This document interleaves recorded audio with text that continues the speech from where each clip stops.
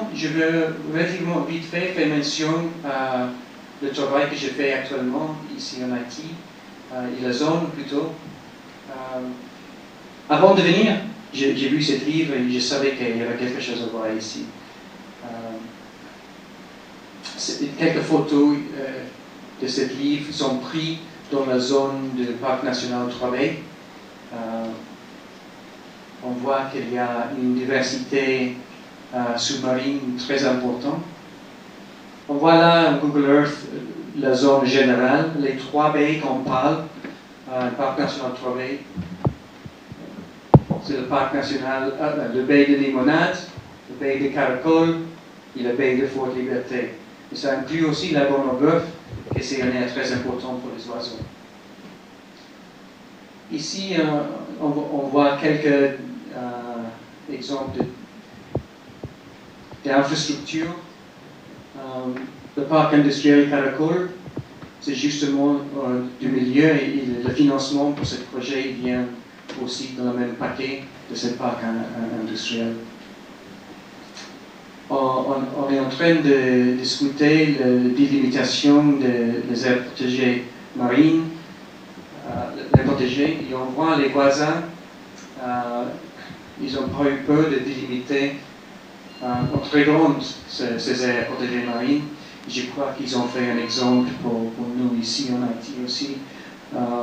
Pensons en protéger le plus possible jusqu'à la limite du territoire peut-être, pour donner plus de force à les pêcheurs, les acteurs, les citoyens haïtiens à utiliser ces ressources.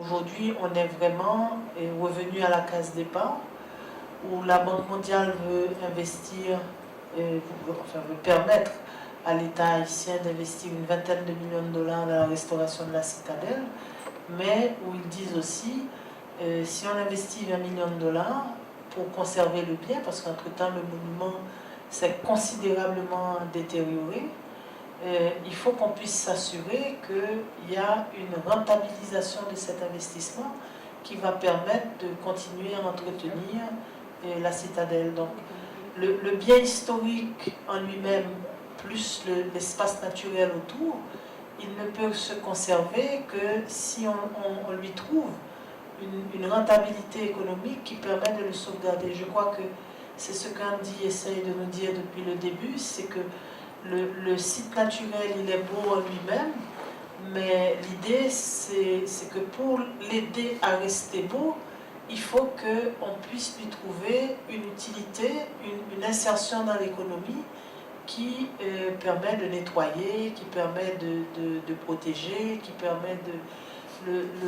Quand on imagine qu'à la citadelle, on reçoit probablement 40 à 50 000 visiteurs pendant la semaine de Pâques, et que l'ISPAN n'a même pas les moyens de faire ramasser les bouteilles plastiques et les cups et autres choses qui sont jetées partout après le passage de...